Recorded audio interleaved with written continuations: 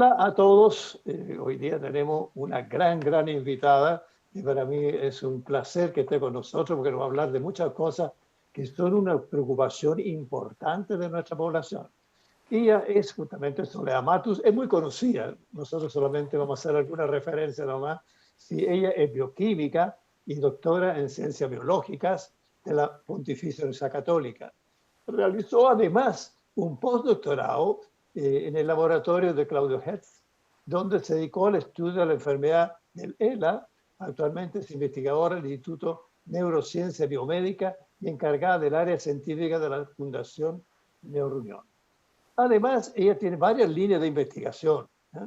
Y ahí hay una cosa interesante que a mí también me ha preocupado, y algún día vamos a conversar sobre el tema más en particular, que está buscando medidas de marcadores biológicos que podrían mejorar el diagnóstico y evaluar el curso de tratamiento de las enfermedades psiquiátricas y neurológicas, así como contribuir a la comprensión de la patogénesis. Este enfoque permitirá la detección precoz de enfermedades y puede llevar a una terapia más eficaz. Más de acuerdo no puedo estar. Y al mismo tiempo esta área dice que tuvo un grupo de pacientes con diagnóstico de esquizofrenia y Alzheimer en pacientes voluntarios sanos y que es justamente lo que se hace en las investigaciones. No voy a decir cómo lo está haciendo porque creo que es bueno que ella misma lo especifique. Aquí nos interesa, Soledad, de que nos cuente un poco cuál ha sido el interés tuyo en esto para yo hacerte una serie de preguntas interpretando a lo que significa, lo que le pasa, digamos, a los, en el caso, teleaudientes, que tienen el tema, digamos, y sobre todo del Alzheimer, es uno de los temas que ha ahora último planteado mucha inquietud, inclusive familiares, pacientes míos. También me ha tocado y estoy atendiendo a una persona con ELA y quiero que tú expliques qué se trata. Y lo mismo las cosas que tú quieres explicar. Esto es muy libre, es un conversatorio muy libre. Yo solamente formulo preguntas y tú me cambias tema sin asco. Cuéntame un Eh, poco eso, Soledad. bueno, muchas gracias por la invitación. Y sí, bueno, en el laboratorio nosotros nos dedicamos a la investigación científica y estudiamos en la Fundación de Ciencia y Vida, donde actualmente llevo el laboratorio. Nos dedicamos a estudiar algunos procesos o el proceso de neurodegeneración que ocurre en enfermedades neurodegenerativas. Y estudiamos enfermedades, tal como tú decías, como la esclerosis lateral amiotrófica, que es la enfermedad que muchas personas a veces la identifican con este científico Stephen Hawking.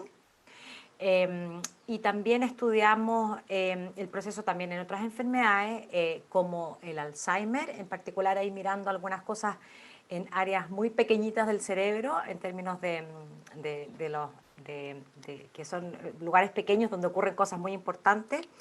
Y también estudiamos el proceso de neurodegeneración, o podríamos decir la pérdida de la funcionalidad de las neuronas que ocurre en el envejecimiento, pero hablamos del envejecimiento como este proceso natural que no siempre, claro, el Alzheimer es una enfermedad que a todos nos resulta familiar, nosotros todos conocemos a alguien o nos hemos escuchado, pero también se da en el envejecimiento un proceso, podríamos decir, de neurodegeneración que llamamos fisiológico, porque no conduce necesariamente a una enfermedad, sino que podríamos decir que es la falta o la pérdida del funcionamiento de ciertas áreas o de ciertas neuronas. Y entonces nosotros estudiamos la neurodegeneración como este proceso biológico y en particular estudiamos algunas respuestas de estrés, que así como normalmente a veces nos sentimos todos un poco estresados por lo que puede ser la carga laboral o algún problema particular que uno puede tener, también podemos entender que ese estrés lo sufren las células. Y nosotros lo que queremos entender es cómo las enfermedades pueden representar un estrés y cómo las células y las neuronas en particular responden a este estrés al que se ven enfrentadas las células. Esa en general es nuestra línea de investigación. A veces tenemos contactos con otros grupos de investigación que estudian o que hacen el seguimiento a pacientes, pero nosotros estamos más enfocados en estudiar como el proceso biológico que ocurre en estas enfermedades para de alguna manera poder contribuir alguna vez o eventualmente al desarrollo ya sea de fármacos, de estrategias terapéuticas que ayuden ya sea a detener o a frenar o a hacer más lento el proceso neurodegenerativo que se da en el contexto de una enfermedad o, como decía antes, en el envejecimiento, que es algo como que ocurre y que también nosotros nos damos cuenta cuando a veces cuando todos estamos más viejos se nos olvidan algunas cosas, tenemos esas como medias lagunas, ese proceso fisiológico también lo estudiamos como el desarrollo como parte de la vida, ¿no es cierto?, que es lo que ocurre en las etapas más avanzadas de un organismo vivo. Esa pérdida de memoria que a veces a mí mis pacientes se quejan, necesariamente es un indicador per se que sea a un inicio de Alzheimer. No, precisamente ese es probablemente uno de los desafíos más grandes que hay en el campo del Alzheimer, que es lograr diferenciar cómo se va a conducir este proceso, podríamos decir, de la alteración cognitiva. Porque la aparición de estas, podríamos decir, de estos olvidos o a veces de pérdidas de memoria, es algo que ya está bien visto, que en el fondo que ocurre durante el envejecimiento, pero no necesariamente conduce al Alzheimer. Y eso es importante saberlo porque muchas personas, y yo misma a veces me doy cuenta que hay cosas que se me olvidan, ¿no es cierto? Pero no necesariamente eso conduce a un Alzheimer. Eso es un proceso, por eso yo hablaba antes de este proceso de envejecimiento fisiológico, porque eso ocurre en las neuronas en general, o digamos en el cerebro. Pero hay ciertos determinantes que todavía no conocemos cuáles son, y por eso es tan importante la investigación en este campo, que pareciera que de alguna manera contribuyen a que este proceso normal, podríamos decir que donde hay un cierto deterioro cognitivo, esa normalidad ya no sea un poco más drástica, más progresiva, más violenta, y eso conduce al desarrollo de una demencia que podría ser el Alzheimer, alguna demencia o vascular, pero no necesariamente. Es importante destacarlo porque así como también a veces los músculos pierden fuerza o incluso la capacidad de ver disminuye en el envejecimiento, también disminuye la memoria, pero no necesariamente eso es algo patológico y no necesariamente va a conducir al Alzheimer en ningún caso. Mira, lo que yo he visto, que uno puede entrenar la memoria a propósito de esto. Yo te digo porque hice la prueba conmigo mismo. En un determinado momento dije, a ver, se me olvidan algunas cosas y me di cuenta que lo más importante es que si yo de verdad tengo motivación, interés y me dedico, cosa curiosa, sí puedo retener cosas. Por ejemplo, había un medicamento, entonces dije, me lo voy a aprender de soxicliborramina. Entonces dije, ya, me lo aprendí y lo retengo. Pero si tú hubieras dicho la primera, no tengo idea, te habría dicho el punto. Pero dije, soy capaz de retenerlo si quiero y si me motivo.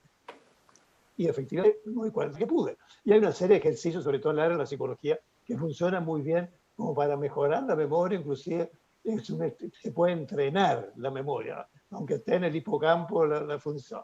Ahora te paso un dato curioso. ¿Eh? Fíjate que hay un psicólogo, ¿cierto?, que en el fondo plantea lo siguiente, dentro del contexto neurocientífico, que es Michel Desbourget. Él dice algo que me quedó muy preocupado porque lo veo en la práctica. Es el efecto Flynn.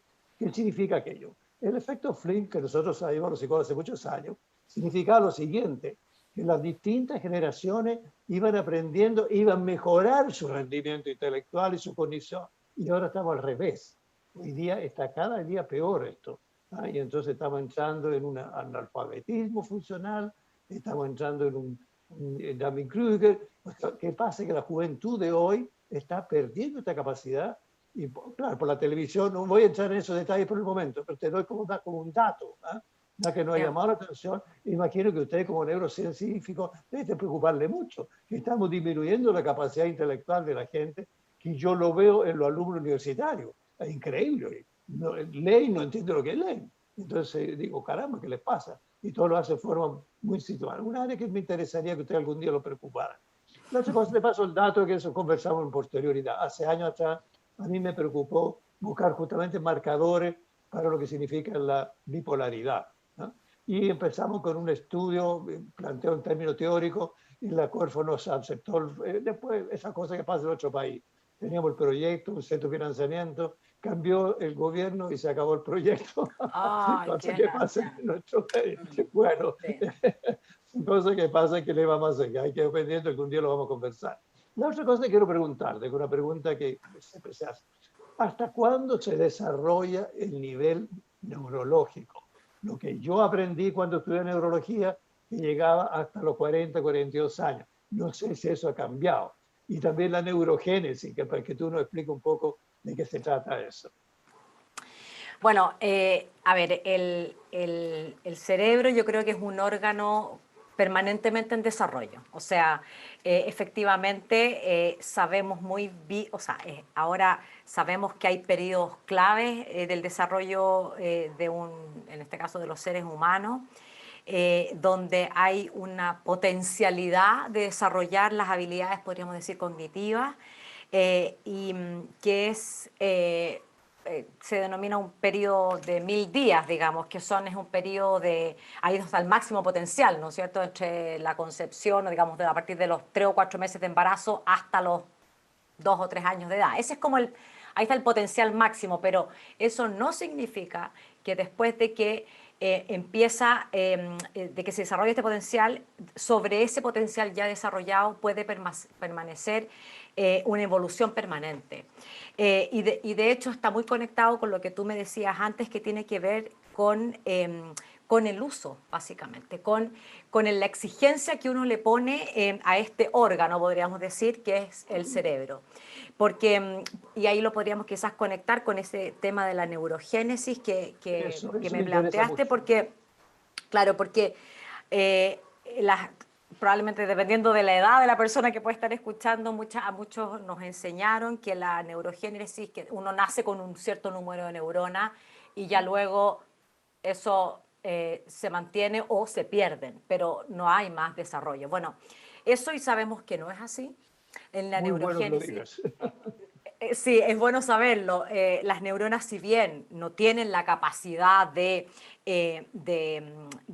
dividirse ellas per se, ¿no es cierto? Pero sí en el cerebro, en ciertos nichos o partes del cerebro, existen algunas zonas donde hay precursores de alguna manera, que son capaces de activarse en ciertas condiciones Eso. y producir nuevas neuronas, lo que llamamos neurogénesis. Esto, por Sí, supuesto, no es algo que esté permanentemente dándose, pero existe ese potencial.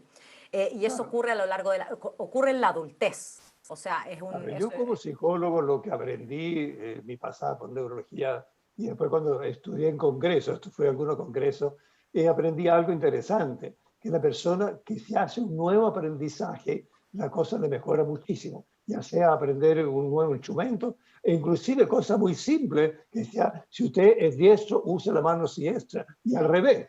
Entonces, si es zurdo, usa la mano derecha, como cosa tan simple como esa. Vale decir que el nuevo aprendizaje pareciera como que nos puede mejorar nuestra neurogénesis. Tú ayúdalo un poco bueno, para que la gente se sienta optimista. yo creo que hay que estar muy optimista porque efectivamente el cerebro tiene una gran habilidad y es lo que conocemos como la plasticidad.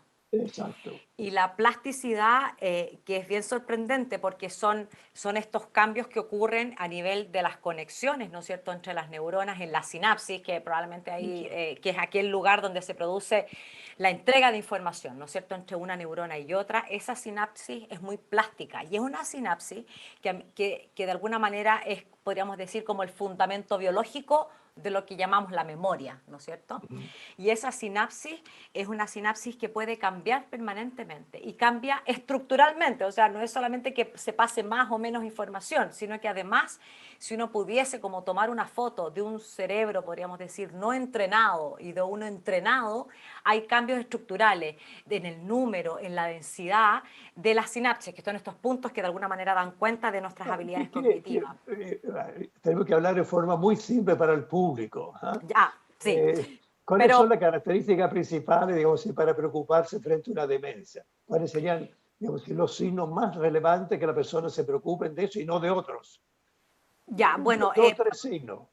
Claro, No, los signos de los que hay que preocuparse probablemente son estos cambios que puede, o, digamos esta pérdida de memoria, que muchas veces son esta pérdida de, de memoria que tiene que ver con actos muy cotidianos, ¿no es cierto? Es decir, no apagué la luz, que normalmente lo hacía, pongo un pan a tostar y no apagué el gas, prendí la ducha y se me olvidó que prendí la ducha y me fui a dar una vuelta. Esos actos que son muy yo lo que cotidianos. recuerdo, recuerdo lo siguiente, porque por lo menos así lo detecté yo en pacientes míos, al que había salido en el auto dos o tres veces y las dos o tres veces no tenía idea dónde estaba, en el auto, dos o tres veces, pero perdido, digamos. Yo le eh, dije a la mujer, vea un neurólogo, pues esto ya es un síntoma de algo. Así, exacto, porque son de alguna manera exigencias cotidianas, ¿no es cierto?, que se le hacen al sistema de que no alguna manera. ubica, pero de verdad, perdido, o va a una calle pero no tiene idea cómo volver a la casa.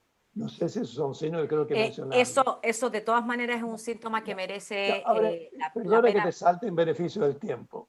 Y yo, con el Parkinson, yo he atendido gente con Parkinson y siempre digo que hoy en día, desde por lo menos en mi época la cosa era distinta, se operaba algunas cosas, pero hoy día hay cierta estimulación eléctrica que permite, digamos, mejorar algunos Parkinson. ¿Tú me puedes dar alguna idea para que la gente que ve eso se pueda, ¿cómo se llama?, ser más optimista? Efectivamente, en el Parkinson existen algunas terapias que tienen que ver con que son de estimulación profunda, se llama, que lo que se hace es de Ah, alguna sí, manera sí, yo intervenir ubico eso. la circuitería, ¿no es cierto? Porque todas las enfermedades neurodegenerativas, porque recién estábamos hablando del Alzheimer, pero también ahora sacamos a colación el Parkinson, que es la muerte de neuronas que dependiendo del área donde se muera, el síntoma que yo tengo, ¿no es cierto?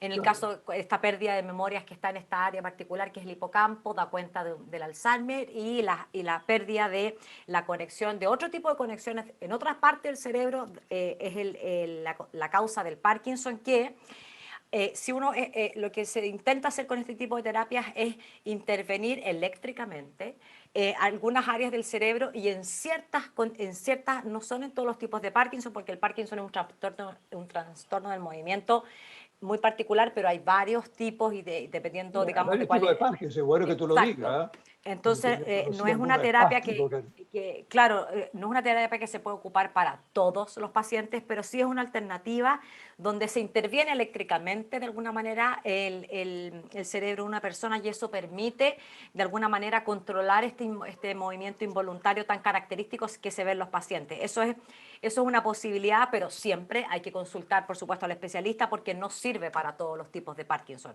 Entonces es importante ahí poder ir a consultar a la especialista para que Sí, él indique cuál es la la mejor otra terapia. cosa, tuvo una neuróloga en Chile que dijo que la persona que tiene un trastorno del comportamiento del sueño fatalmente terminaría en este caso, en un Parkinson o hasta Alzheimer, dijo. No sé si eso es tan efectivo como para ser tan categórico, digamos. Mm, a ver, lo que pasa es que lo que uno a veces puede construir son correlaciones, ¿no es cierto? Y lo Ah, que claro, sí, claro, yo te entiendo, eso sí. claro, entonces lo Ya, que sí se... para que la gente me entienda, porque yo atendí a algunos pacientes que los mandé al neurólogo de inmediato, que en el fondo lo siguiente consiste en lo siguiente, que la persona estando durmiendo empieza a dar manotazo y la persona Exacto, si vive al lado le empieza a pegar. Entonces para que la gente sepa lo que estamos hablando. Entonces empieza a exacto, son pegar para acá, como para allá. son como lo que se llama, son como sueños vívidos, donde la Sí, persona estando en exactamente. el sueño, claro, de alguna manera uno ve que hay movimientos muy, como tratando de reproducir de alguna manera lo que esta persona Así está es. soñando. Y se ha detectado en ciertas poblaciones una correlación, es decir, personas que desarrollan este tipo de sueño vívido tienen un mayor riesgo de desarrollar el Parkinson. No, no necesariamente lo van a hacer, pero sí Ya, qué existe bueno que una dijiste eso. correlación. No es Ya, claro, no es un determinante, no es un ya. predictor, pero Qué sí bueno. en ciertas poblaciones hay esta correlación entre estos sueños vívidos, donde hay unas imágenes y unos videos de la persona durmiendo, donde efectivamente dan muchos manotazos, y después el desarrollo de ciertas alteraciones del movimiento, y por eso es importante también a veces consultar cuando eventualmente si es que existen además otros tipos de síntomas que se puedan identificar, pero en ciertas poblaciones se ha identificado esa correlación, así que podría ser un importante síntoma a mirar en el caso de una persona Ya, ¿eso tiene algún tratamiento para poder ayudar a estas personas a que están con este trastorno del comportamiento, decimos nosotros, que son sueños vívidos? claro. Seguramente la etapa del EMDR, del movimiento de los ojos, me equivoqué. No lo sé. Em, ¿El eh, eh, clonazepam puede servirle en Ahí no lo pequeñas sé. dosis? Ahí debo declarar que en ese campo yo no No, intervengo, no así importa. que, Tú pero, no tienes por qué sabértelo todo, por favor. Tú eres pero investigadora, no te sí, yo, dedicas al tratamiento. No, no, exacto, no. pero me imagino que No, no, por eventualmente favor, podría no, no, existir la no, no se trata de posibilidad eso. de ayudar a la persona a un poco a controlar A estos. ver, un pequeño temblor de mano, porque podría ser un signo que comienza el Parkinson. Es una pregunta que me han hecho a mí. Yo creo que no necesariamente va a desencadenar en un Parkinson ya declarado totalmente, pero sí es importante verlo porque puede ser un temblor permanente que no llegue a mayores, pero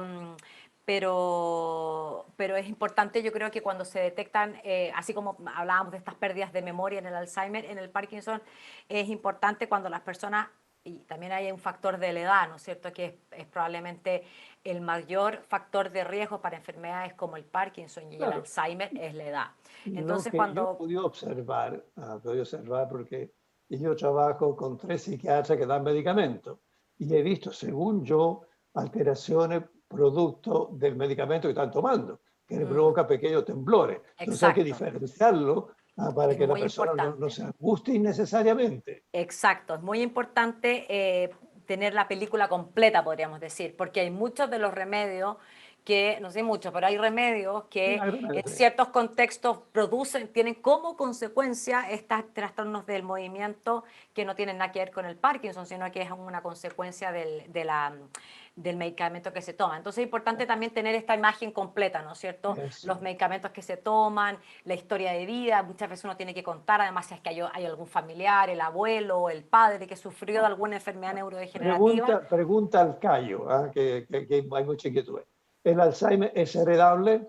¿Es genéticamente heredado? ¿O es No, solamente una predisposición? exactamente, es una predisposición. Hay ciertos genes, ciertos alelos, con ciertas variantes incluso, que siendo una persona portadora de ese gen o de ese alelo, de ese tipo de gen, tiene un mayor riesgo de desarrollar el Alzheimer. Pero no es una enfermedad donde haya un factor genético que se herede y que Bueno, vaya a eso, producir la enfermedad. O sea, si mi madre tuvo o tiene eso. Alzheimer, no necesariamente yo lo voy a desarrollar. Eso no Muy es así. importante lo que están diciendo, muy En el importante. caso del Alzheimer y del Parkinson, hay factores de riesgo genéticos, pero no hay determinante como Ya, lo ya, hay ya. para otras enfermedades. Mira, nos queda un par de minutos. ¿Qué quisiera decir tú al público en general o quisiera tú expresar algo más en estos minutos que nos queda antes que nos podamos despedir?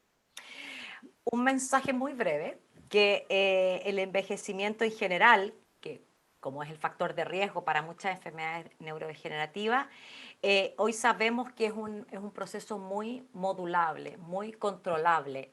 Si bien no conocemos toda la biología completa, nuestro cuerpo no es solo un sistema de alambres o de huesos o de conexiones que con el tiempo se van desgastando y dejan de funcionar. De alguna manera, uno puede ayudar a que este proceso de envejecimiento sea más sano y más saludable.